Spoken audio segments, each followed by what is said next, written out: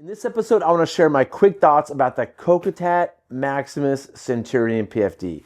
This is a PFD that somebody asked me to review, so I got my hands on one. I had one of these a long time ago, one of the original ones. I liked it, didn't like it, it wasn't my favorite, but I got my hands on one of these. I've tested it a tiny bit and really like it. I want to share with you just my quick thoughts about what I like and don't like. And when I'm looking at PFDs, I'm looking at three main things. Is it comfortable?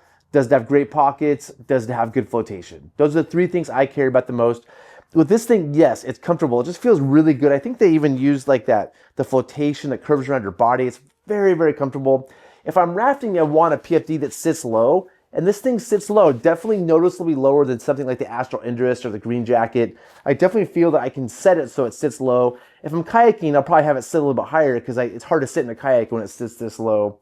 One thing for comfort I really like is they have buckles here on the side, sort of like the Astral Blue Jacket. So for getting this thing off and on, I just undo these three buckles. I'm not going to undo the third one. Undo three, and it comes off pretty easy. So, you know, I have one thing that I don't like about the Green Jacket is it's just constantly hard to loosen up all the straps and then shove it over my head. This one's much easier to get off and get on. So yeah, it's a comfortable jacket. I do really like the way it feels a lot. Next are the pockets. I think pockets are the key for a lot of us, like why we choose PFDs, because we want good organization of our stuff, and we do carry stuff. First of all, this pocket right here is just a quick access pocket, perfect for a phone. I'm a big believer in having a phone with you on the river. One, to take photos, do video, because I do video sometimes, so I like to do video, but also as my emergency communication device. And there's a million other reasons phones are kind of nice on the river. So, and I pull mine out a lot, so having it easy to access in a nice pocket.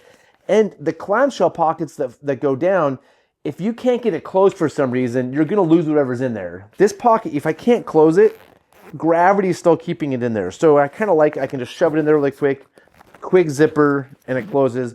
Also, this is a pretty durable zipper. I've been rocking the rocker lately. This is a Stolquist rocker, and this zipper is not the most durable zipper, and I've seen several people blow their zippers out on this PFD, which I'm not stoked on. I'm glad they went with a really durable zipper right here. It's a bummer if your zipper breaks on your PFD for multiple reasons. But there's also a separate storage compartment here. This is what they call the belly pocket. And in the belly pocket, there's a nice little like accessory pocket here. Maybe you put some sunscreen in here. I don't know what goes in here. You can put your phone in here too. I have my CPR mask. So my CPR mask is right in here. Let me see if I can pull it out. Boom, ready to go with a little CPR mask in that organization pocket. But there's also this bigger pocket where I keep my flip lines in here. I have a prusik in there. You could even store carabiners and pulleys in there if you wanted to. There's a decent amount of room in this pocket. It doesn't have as durable of a zipper, but this isn't the pocket I'm going to be using that much, so I don't think it matters. So pocket-wise, this thing is sick. The in and out pocket all the time, easy to get to, and then the belly pocket for all your other accoutrements that you get less often. I love that extra organization. The Astral has pockets here, but they're really hard to get to. Like I struggle getting to my flip line in the side pocket, so I do prefer having that right here. And you can see it has like a nice sleek look. Like they did a good job. If I'm pulling myself back into a raft, it's nice and like there's not too much bulk. I know there's some, but they've done a good job of making this sleek. The other thing is the external knife. So a lot of you like to carry external knives. One of my issues with external knives is when this sticks up and I'm trying to get back into a raft, this can get caught on things, in particular the perimeter line. Well, they were super smart, and they put this flap over the top here to help protect it, to make it a nice sleek opening to get into the boat. This knife is a little bit bulky in this PFD. I think I'm going to get a bear claw and put it on here. I think a bear claw is going to work out really well. I don't normally wear an external knife, but with this, I think I might. I'm going to see how the bear claw fits, but I really like what they did here, and I can access this spot with both hands. A lot of people are putting knife things right here. They can pull it this way with this hand really well, but getting to it with the other hand is really hard. So the position right here, I also really like. And they also did something super cool.